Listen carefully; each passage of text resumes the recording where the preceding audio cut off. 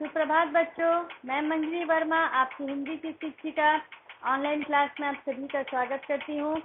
आप सभी अपनी हिंदी की रोली पुस्तिका और हिंदी की फेयर कॉपी साथ में लेके इस वीडियो को देखने बैठेंगे।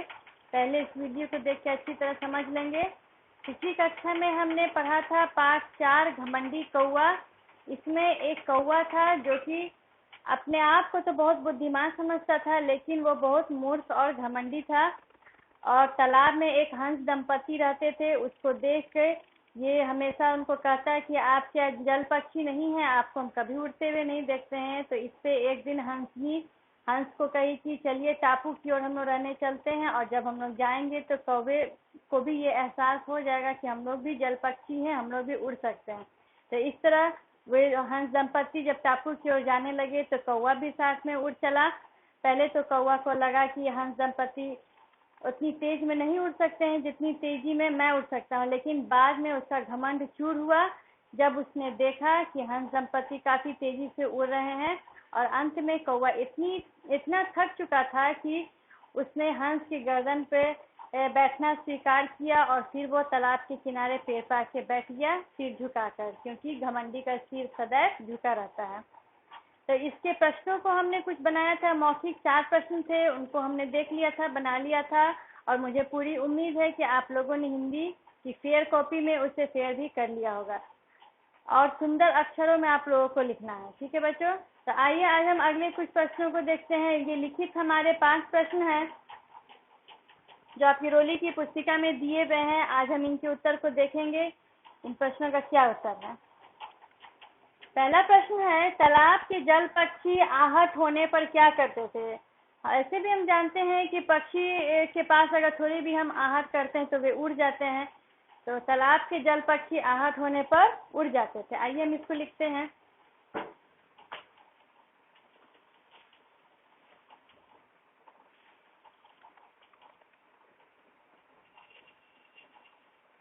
तालाब के जल पक्षी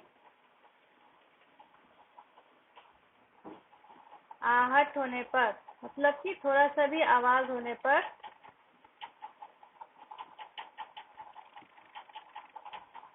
क्या करते थे, उड़ जाते थे।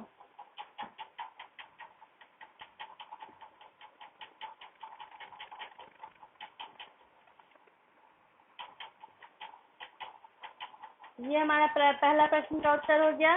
तालाब के पक्षी आहत होने पर क्या करते थे। तालाब के पक्षी, जल पक्षी आहत होने पर उड़ जाते थे।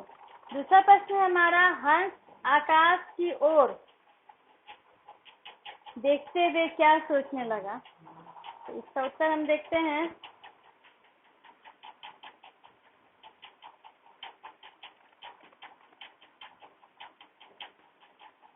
हंस आकाश की ओर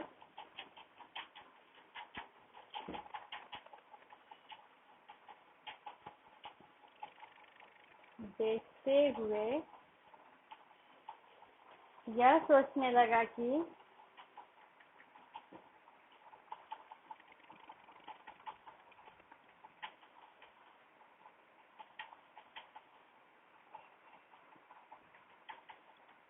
कौवा उन लोगों के समान है जो अपने सामने किसी दूसरे को कुछ नहीं समझता था।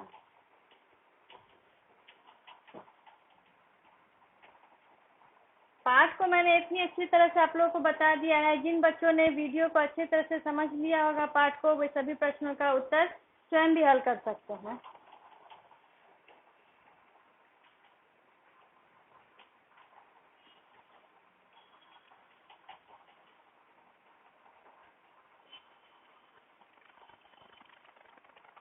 कौवा उन लोगों के समान है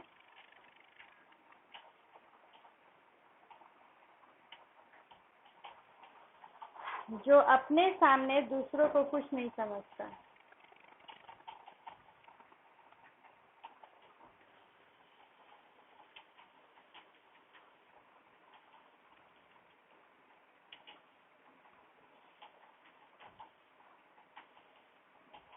दूसरों को कुछ नहीं समझता, मतलब कि मैं ही सबसे अधिक बुद्धिमान हूँ।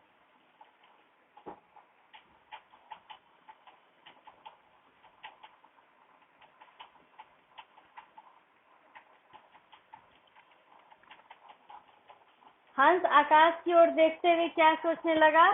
तो हंस आकाश की ओर देखते हुए यह सोचने लगा कि कौवा उन लोगों के समान है जो अपने सामने दूसरों को कुछ नहीं समझता।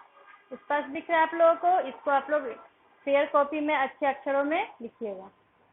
तीसरा प्रश्न है हमारा, कौवा अपने आप को क्या समझता था? तो कौवा अपने आप को सबसे अधिक बुद्धिमान और चतुर समझता था।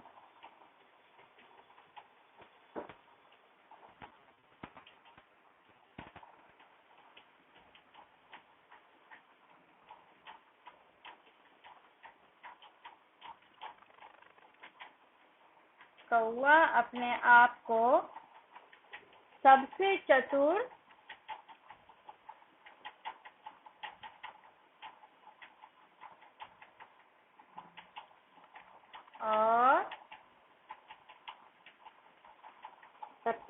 और बुद्धिमान समझता था।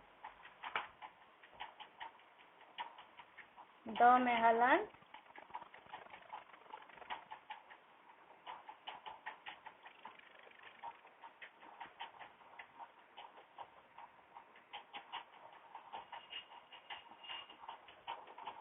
कौवा अपने आप को सबसे चतुर और बुद्धिमान समझता था। अगला प्रश्न हमारा, कौवा हंस की गर्दन पे क्यों बैठ गया?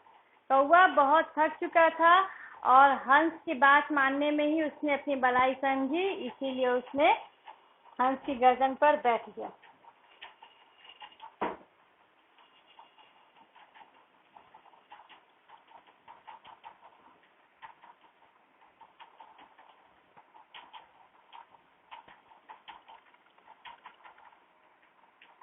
कौवा बहुत थक चुका था।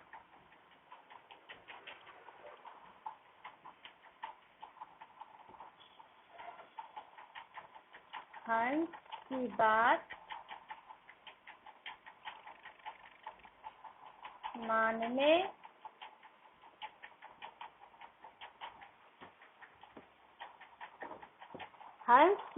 मानने में ही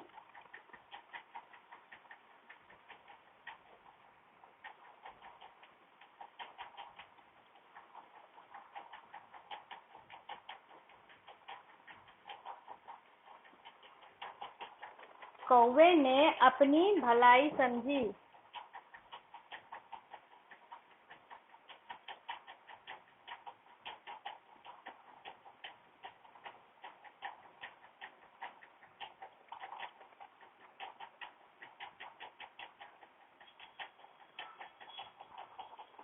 इसीलिए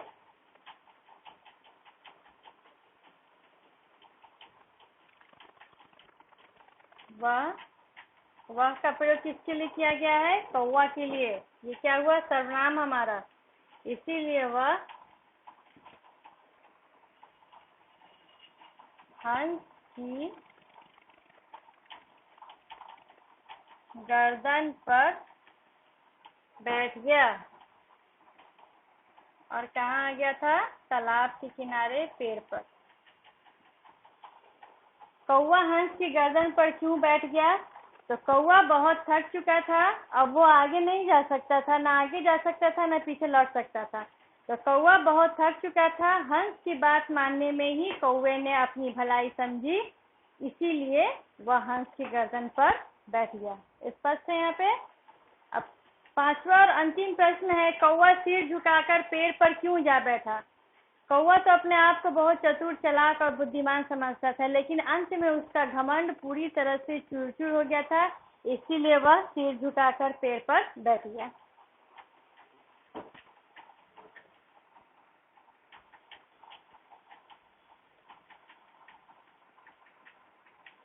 कौवा का सारा घमंड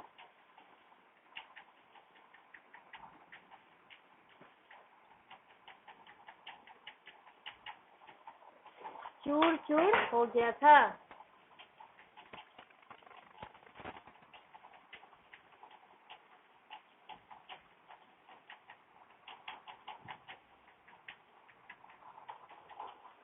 इसीलिए वह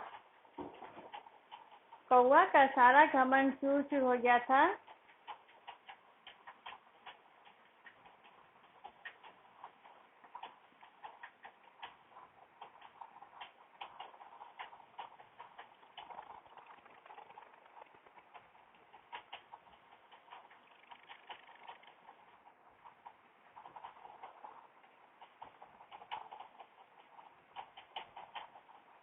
इसीलिए कौवा सिर झुकाकर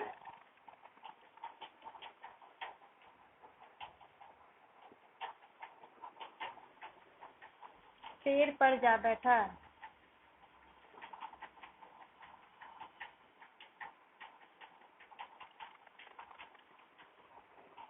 कौवा सिर झुकाकर पेड़ पर क्यों जा बैठा? कौवा का सारा घमंड चूर चूर हो गया था, इसीलिए कौवा सिर झुकाकर पेड़ पर जा बैठा। तो ये आपका यहाँ लिखित 5 प्रश्न पूरे हो गए हैं। इसको आप लोग अपनी हिंदी की फेयर कॉपी में उतार लीजिएगा। आगे के प्रश्न हैं किसने किससे कहा और सही उत्तर के सामने सही लगाओ। ये मैं आप लोगों को अगले वीडियो में बताऊंगी, अगली कक्षा में। तब तक आप लोग का यही गृह कार्य है, इसको लिखना आप लोगों को हिंदी की फेयर कॉपी में। ठीक है बच्चों, अब आगे की पढ़ाई अगली कक्षा में। धन्यवाद।